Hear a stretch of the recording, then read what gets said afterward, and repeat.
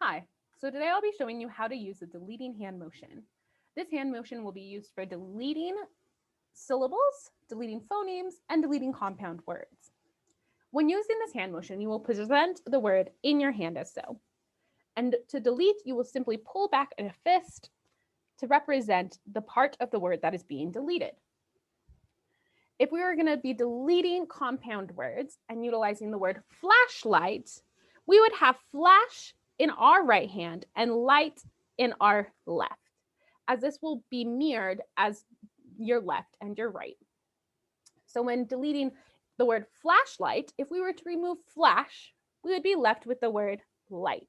This hand would represent your leftover word.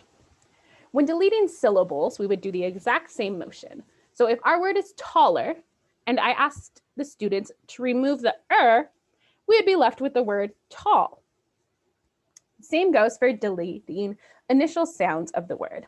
If our word is hot, and I asked for the sound to be deleted, we would be left with ought.